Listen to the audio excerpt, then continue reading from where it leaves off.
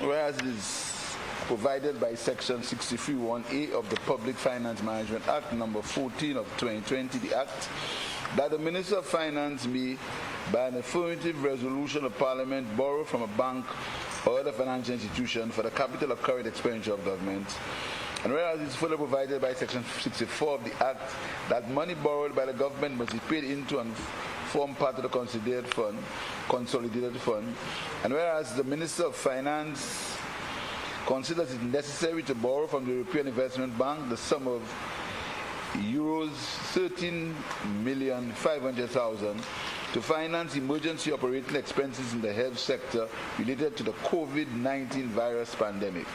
And whereas the loan is repayable over a period of 20 years from the date of the first disbursement of the loan, inclusive of a 4-year grace period, and whereas the loan payment shall be made in consecutive equal semi-annual installments, and whereas the loan payment shall commence after the grace period of 4 years, and whereas the interest is payable at a fixed rate of 1.35% to 1.45% to be determined by the European Investment Bank at the time of disbursement for each tranche at a floating rate of 3 months Euro interbank offered rate plus 110 basis points to 120 basis points per annum. We resolve that Parliament authorizes the Minister of Finance to borrow from the European Investment Bank the sum of euros 14,500,000 to finance emergency operating expenses in the health sector related to the COVID-19 virus pandemic. Be it further resolved that the loan is payable over a period of 20 years from the date of first disbursement of the loan, inclusive of a 4-year grace period. The loan payment shall be made in consecutive equal semi-annual installments. The loan payment shall commence after the grace period of 4 years expire. The interest is payable at a fixed rate of 1.35 to 1.45% to be determined by the European Investment Bank at the time of disbursement for each tranche, at a floating rate of 3 months Euro interbank offered rate plus 110 basis points, 120 basis points per annum. Mr. Speaker, this resolution is self-explanatory. It is to cover COVID expenses. You know, Mr. Speaker, the COVID pandemic was very costly both to the government and the people of St. Lucia, and we have found it necessary to continue to invest in our health system in preparation for further pandemics and to strengthen our system so we can deal with future pandemics and the health situation in the country generally. Mr. Speaker, there are still many bills to be paid from the aftermath of COVID. There are massive bills for quarantine, bills to be paid, Mr. Speaker. We have to always keep our stock of vaccines. And speaking about vaccines, Mr. Speaker, I want to urge St. Lucians again to get vaccinated, Mr. Speaker. The COVID pandemic is not over. We have a little respite, but it's not over, Mr. Speaker. So, Mr. Speaker, I just want to tell the Honourable House that this borrowing is basically for health-related both directly and indirectly from the COVID pandemic. Mr. Speaker, I will not be long. A friend of mine just sent me a WhatsApp, and he said to me I should not respond to the leader of the opposition. He advised me that I should not respond to the leader of the opposition and allow the leader of the opposition to wallow in his own imagination. But, Mr. Speaker, I just want to make a few things clear. Mr. Speaker, because you see, when you hear these things, especially when you say it with an accent, people tend to believe you. You see, when you say these things with an accent, and you say it in a way when you put, you mix it up. Let me tell you something, Mr. Speaker. And any child that the students who passed common entrance, I want to give them a little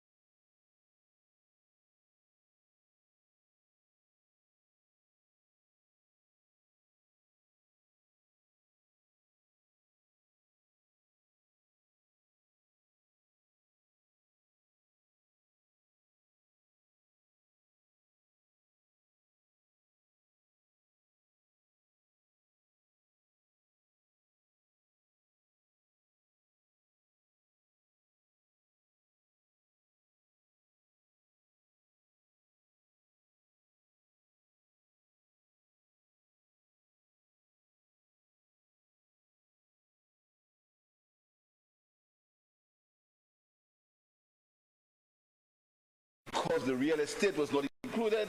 It was included the value of our real estate. That is why it was rebased. First falsity. Secondly, listen to that. GDP, let us look at GDP against debt. Now I want my colleagues to tell me if I'm wrong, because I'm the first person to admit when I make a mistake. I'm not infallible. If the GDP is $40, agreed? And the debt is $10. You agree? Agree? Because I hear you applauding me. Right. If you divide 10 into 40, you get 4. Agreed? Right. Now, if the GDP is 40, even if and your debt goes up by 20, what do you get? 2. So it shows that if the GDP is higher, even though the debt increases, your ratio will still be lower. But the leader of the opposition spends a whole 3 minutes trying to prove that's not true. He said it's because he rebased the GDP. That is why you didn't say that? Yes. All right, fine, okay. Apologies, yeah. The GDP was rebased. The GDP was rebased, so that is why we had the largest drop in our GDP after COVID. That doesn't make sense. What do you say?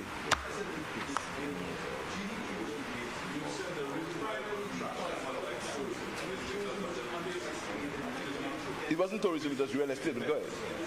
Go ahead.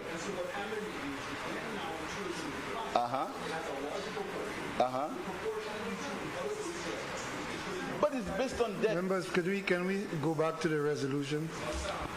Mr. Speaker. Mr. Speaker. Mr. Finance, just hold a minute. We seem to be having some issues with our sound. Can the technicians give us a definitive idea of what's going on? Because we have been going on and off. That is unacceptable, and we need to know what's going on there. Do we suspend? Do we? Madam Clerk, can you just double check with them? Because if it's not going on the record, we might as well suspend.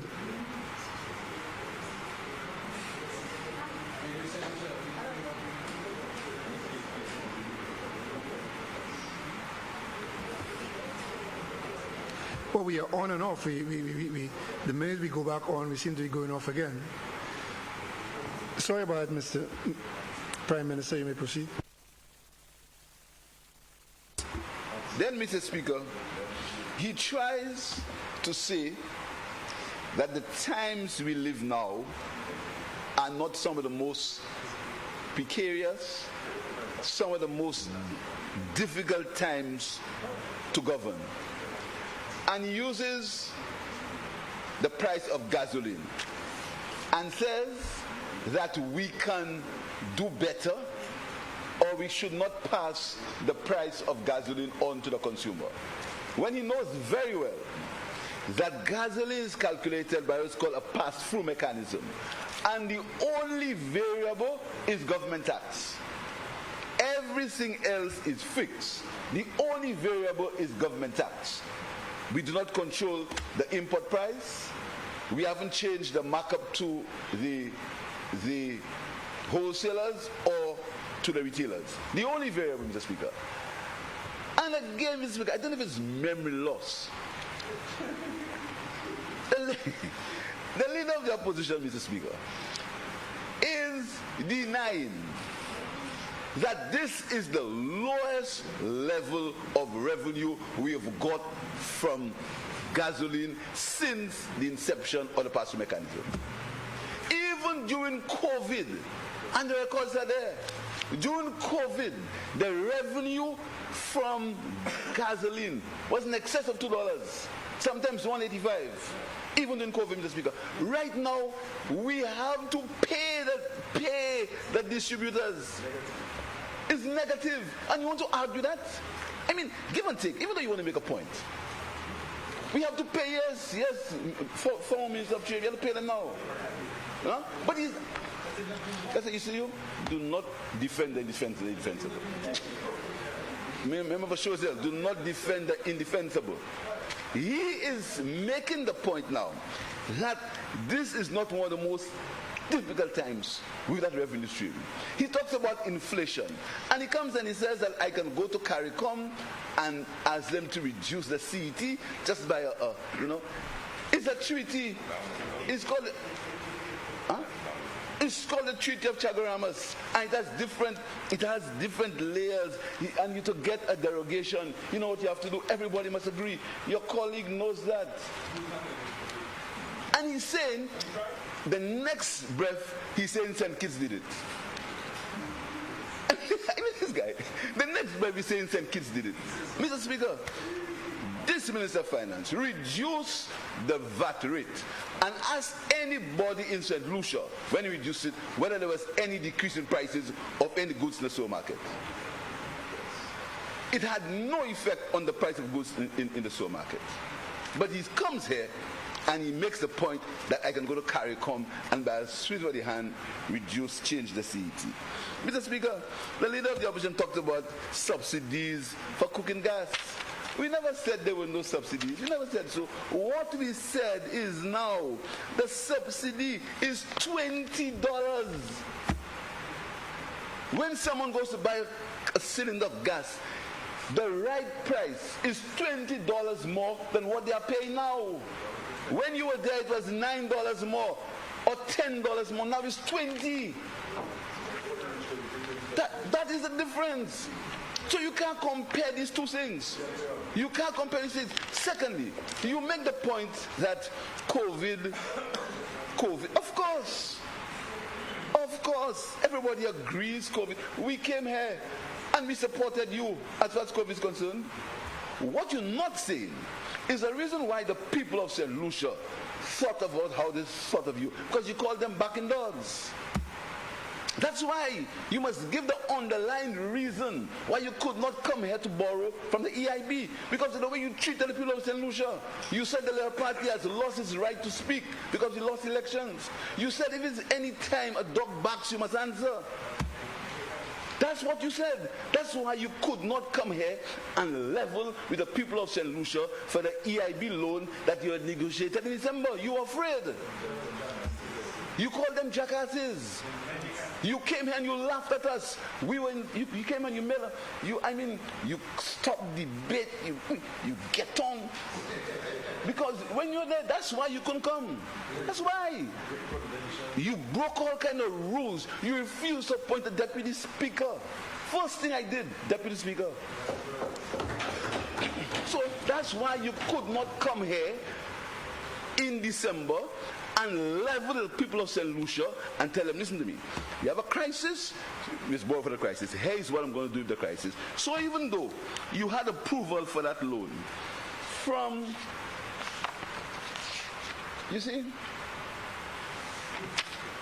sometimes, although my friend told me I doesn't say anything, and I'm still not saying anything, I have a lot more to say. So many things to say right now. According to Bob Marley, so many things to say.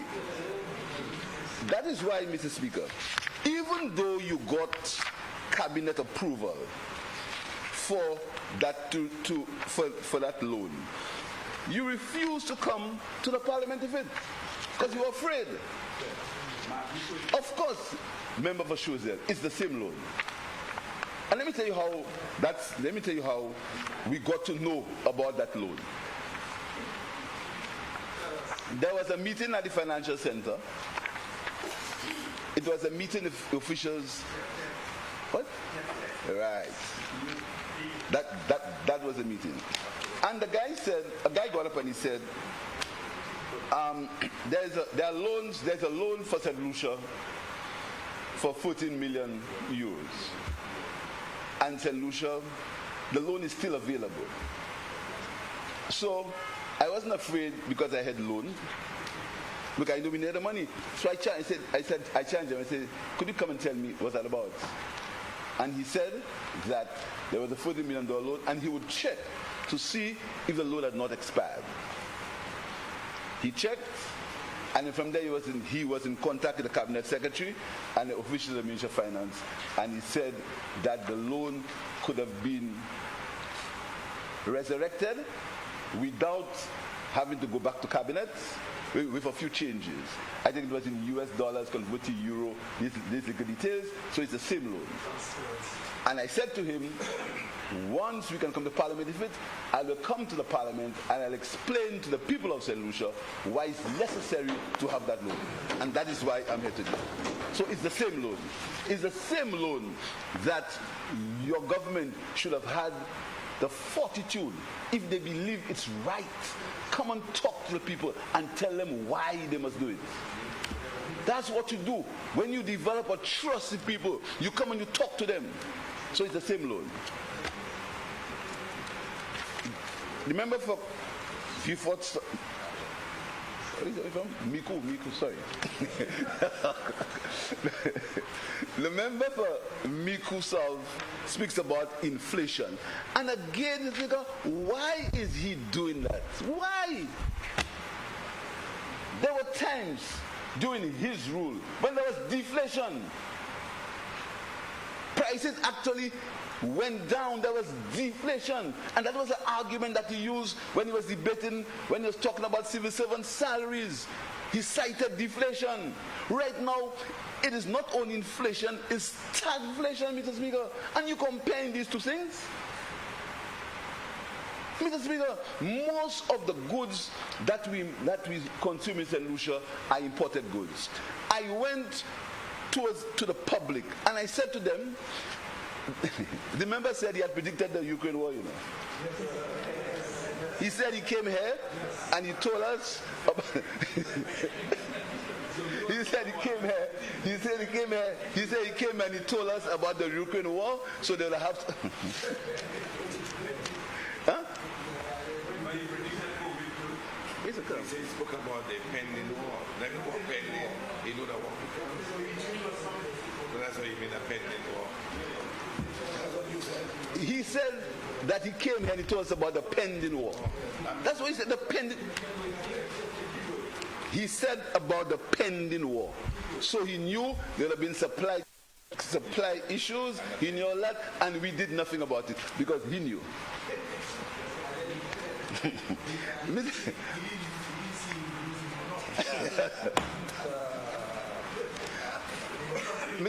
Mr. Speaker, the member for Miku South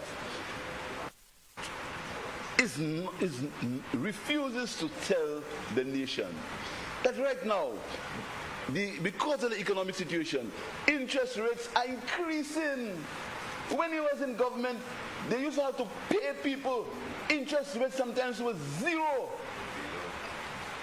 It was zero because there's excess money supply. That was his period. And he speaks about what he inherited. In 2016, when you took the government, you found a surplus in the current accounts. By 2019-18, it was a deficit. And that is why St. Lucia suffered so much from COVID, because there were no reserves. And you blame us for that. There were no reserves in 2019. All of the countries, there was some level of reserves because of the management of the economy. These are the facts. You cannot outline to me what investment project you brought in this country between 2016 and 2021. One investment project. Apart from what? 0.7 hotel. Oh, everybody said 0.7 is there. Not one.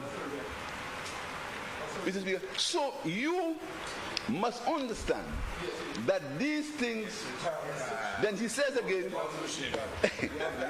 Mr. Speaker, the member from Mikusol, he always goes into areas, and when he gets caught, he comes back in 2016, and then he gets muddled up, Mr. Speaker.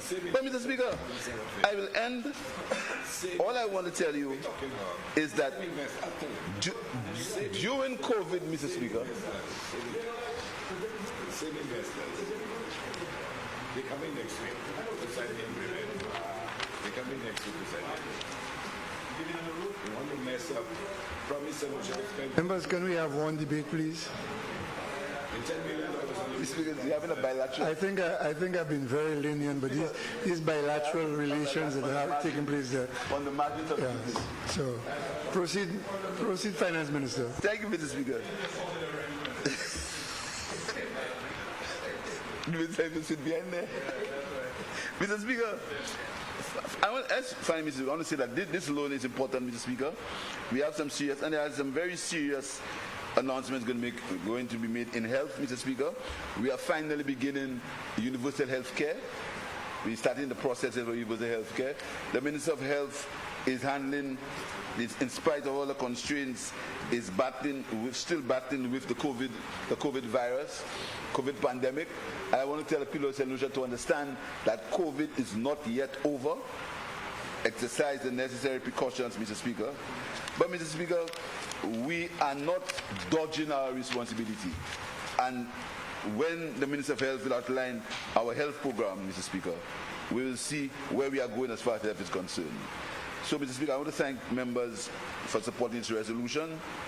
And we look forward, challenging, Mr. Speaker, but exciting times ahead. Thank you.